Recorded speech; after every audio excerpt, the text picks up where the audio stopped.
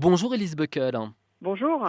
On se souvient du premier choc l'été dernier quand la canicule nous a accablés comme elle ne l'avait jamais fait. Eh bien, record encore battu. Ces mois de juillet et août 2023 ont été les plus chauds jamais enregistrés. C'est l'Observatoire européen Copernicus qui nous l'apprend. Ce qui inspire cette formule au patron des Nations Unies. Pour Antonio Guterres, l'effondrement climatique a commencé. On parlait jusqu'ici de réchauffement. Lui parle maintenant d'effondrement. Évidemment, c'est encore plus inquiétant. Pourquoi dit-il cela selon vous? On voit qu'il y a un emballement du réchauffement climatique. Les choses s'accélèrent, même par rapport à ce qui était prévu dans le rapport du GIEC des scientifiques. Il y a en fait un effet d'emballement, notamment lié à la fonte des glaces au pôle, au réchauffement de l'océan, des courants océaniques. Il y a aussi actuellement l'effet El Niño qui amplifie les fréquences et l'intensité des catastrophes naturelles. Et puis, on voit qu'avec les feux de forêt en Amazonie, mais aussi au Canada, en Sibérie, un peu partout dans le monde, en Grèce, bien sûr, dans plein de pays, ce réchauffement climatique s'emballe puisque les forêts, au lieu d'absorber du carbone, se sont mises à émettre du carbone avec les incendies gigantesques qui ont lieu un petit peu partout. Donc tout ça participe au fait que ça s'accélère, ça va encore plus vite que prévu. C'est une sorte de cercle vicieux. Oui, on est en fait en pleine crise planétaire, une crise climatique qui s'amplifie et qui accentue aussi la crise économique et sociale qui a démarré un petit peu avec le Covid-19 et puis une crise géopolitique avec le conflit en Ukraine qui entraîne aussi une augmentation des prix de l'énergie et des prix de l'alimentation. Et donc, c'est ce qu'on appelle une polycrise, une crise climatique, une crise énergétique, sociale, économique. Et bien sûr, la perte de biodiversité aussi est très inquiétante. Maintenant, on a des solutions. Ce qui est important, c'est pour les leaders mondiaux d'accélérer l'action et bien sûr avec beaucoup plus de leadership politique et de financement pour développer les solutions climatiques et aussi pour investir dans la restauration de la nature de façon beaucoup plus consistante sur tous les continents et surtout beaucoup plus vite. Ce qui est assez effrayant, démoralisant parfois, c'est qu'on sait que le phénomène est déjà enclenché. Quoi que l'on fasse, on ne peut plus l'arrêter de toute façon.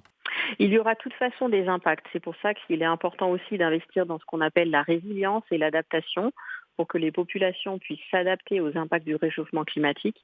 Mais on doit aussi continuer à réduire nos émissions de gaz à effet de serre pour éviter un emballement encore plus grand.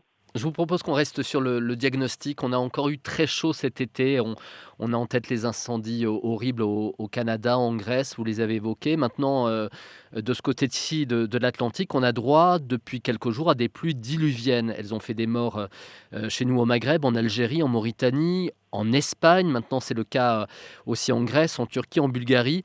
Chaleur et inondation. On peut faire le lien entre les deux. Comment ça fonctionne, hein? Alors en fait, c'est vrai qu'on pense souvent réchauffement climatique, c'est forcément l'augmentation de la température, mais c'est aussi des extrêmes et c'est aussi des inondations. C'est-à-dire que le régime des pluies aussi est impacté. Donc on peut avoir, notamment avec les réchauffements des courants océaniques, on peut avoir des pluies diluviennes pendant plusieurs jours et à d'autres endroits de la planète, des sécheresses très importantes. Donc c'est ça, c'est pour ça qu'on parle en fait aussi de dérèglement climatique, pas juste de réchauffement climatique, puisqu'on voit des extrêmes dans les deux sens, que ce soit pour les sécheresses ou les inondations, mais aussi des coups de chaud ou voire parfois des coups de froid, ça peut arriver en Europe à des moments qui ne sont pas du tout habituels. Élise Beckel, en Europe aujourd'hui, en Amérique du Nord, c'est aussi le cas. Quand on consulte la météo aujourd'hui sur son portable, on peut voir aussi en même temps la qualité de l'air. Et ce dont on s'aperçoit quand on habite les grandes villes, c'est que la plupart du temps, cette qualité de l'air, elle est mauvaise, pour ne pas dire très mauvaise. Les Nations Unies ont lancé une alerte aujourd'hui. Elles expliquent que plus les vagues de chaleur sont fréquentes et intenses, plus la pollution augmente. Et cela a des effets délétères sur tout le monde du vivant, sur les humains, mais aussi sur les plantes, les écosystèmes, les cultures. C'est des choses qu'on arrive à mesurer concrètement, cela aujourd'hui, les pertes sur les cultures, par exemple. Oui, eh ben, il y a des pertes sur les cultures qui ont été chiffrées dans le rapport du GIEC, hein, ça se chiffre en millions, millions d'euros ou de dollars. Mais aussi, on sait qu'il y a beaucoup plus de morts prématurées pour les jeunes enfants, les personnes âgées, les femmes enceintes dans les grandes villes qui sont effectivement polluées. du fait de la pollution, en fait, des véhicules à essence, en particulier quand on brûle, du pétrole pour les transports. Le côté positif, c'est qu'on voit aussi que certaines villes qui ont investi dans des transports décarbonés, par exemple à Bangkok en Asie, mais aussi il y a des villes comme au Maroc aussi, hein, des villes comme Marrakech ou Rabat qui commencent à investir dans les transports publics. On voit que la qualité de l'air augmente très vite. Donc c'est vraiment un scénario gagnant-gagnant pour lutter contre les émissions de gaz à effet de serre, contre la pollution et pour préserver la santé des personnes les plus vulnérables dans les villes. C'est investir dans une mobilité douce, plus sobre en carbone, dans les transports en commun, mais aussi le vélo, la marche à pied. On ne peut plus continuer avec un modèle de ville qui dépend uniquement de la voiture. Elise Buckel, le premier sommet africain sur le climat vient tout juste de s'achever au Kenya. Cela a débouché sur la déclaration de Nairobi. Comme d'habitude, on a parlé de la nécessité de trouver des financements pour bâtir une croissance verte.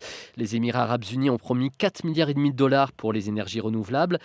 C'est bien, mais il faudrait que ces promesses soient tenues parce que pour l'instant, les pays riches promettent beaucoup, mais ils ne vont pas jusqu'au bout. Je crois qu'en 2009, à Copenhague, on avait promis, les pays riches, à partir de 2020, 100 milliards de dollars par an en faveur des pays les plus pauvres pour qu'ils puissent relever le défi du changement climatique, du dérèglement climatique. Et cet argent, il est toujours pas au rendez-vous. Effectivement, il y a vraiment cette question des financements nord-sud pour le transfert de technologie. Maintenant, sur ce que vous citez, sur les investissements dans les énergies renouvelables, notamment de la part des Émirats arabes unis, c'est très bien, mais il faut aussi rester très lucide. Les Émirats arabes unis, la présidence de la COP28 et la ADNOC, hein, l'entreprise pétrolière qui est derrière, ils investissent 15 milliards par an dans les énergies renouvelables, mais ils continuent à investir 150 milliards par an dans les énergies fossiles.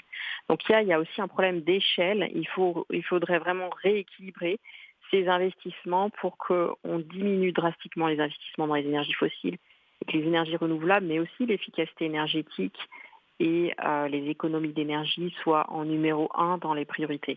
On a l'impression qu'aujourd'hui, les pays qui n'ont pas de ressources hydrocarbures comme cela disent oui, la priorité, c'est vraiment les énergies renouvelables, mais les pays qui sont assis sur des réserves pétrolières ou gazières, eux, ils ont envie de continuer à exploiter cette richesse dans leur sous-sol. Oui, mais il faut voir que ces ressources pétrolières bénéficient à une toute petite minorité de la population, la plupart du temps, une minorité très riche, sans que la majorité de la population en profite. Il y a certains pays comme la Norvège qui ont créé des fonds souverains pour que l'argent du pétrole soit investi dans l'éducation, dans la santé pour les générations futures. Donc là, c'est un petit peu différent. Mais c'est vrai que la plupart des pays pétroliers sont quand même dans une logique avec une élite économique qui en profite, mais pas le reste de la population. Et puis, si vous voulez, si on brûle toutes les énergies fossiles qui sont sous-sol, ben, on n'aura plus de planète. Et il n'y a pas de job sur une planète morte. Donc il faut absolument garder ces énergies fossiles sous-sol. Le challenge, c'est de trouver les incitations économiques pour que les acteurs financiers, notamment à Wall Street et autres, aient plus d'incitations pour investir dans les énergies renouvelables et moins dans le pétrole et les énergies fossiles. Et ça, il y a beaucoup de discussions sur la taxe carbone, sur les marchés du carbone, sur le rôle des banques centrales aussi.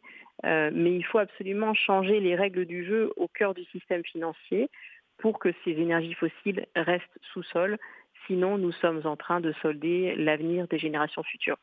Il faut imaginer une planète, un monde où les pays riches de leur sous-sol, on peut penser aux pays du Golfe, mais ils ne sont pas les seuls, loin de là. Il y a des pays en Afrique aussi qui ont des richesses telles que celle-ci. Il y a les États-Unis, que ces différents pays prendraient conscience que non, il faut arrêter de pomper ces ressources d'hydrocarbures, que l'avenir il est ailleurs et qu'on ne va pas exploiter jusqu'à la fin ces gisements. Et encore mieux qu'on va cesser d'en chercher des nouveaux. Exactement. En fait, on a assez de stocks de carbone sous-sol pour passer le seuil des 1,5 ou 2 degrés du GIEC pour détruire le climat et la planète au moins 5 fois. Donc, il faut absolument arrêter cette logique de court terme et penser à notre survie en tant qu'espèce humaine et à l'avenir de la planète et à l'avenir de toutes les espèces vivantes. Merci beaucoup Elise Buckel d'avoir répondu à ces questions pour nous sur Medi 1. Merci à vous.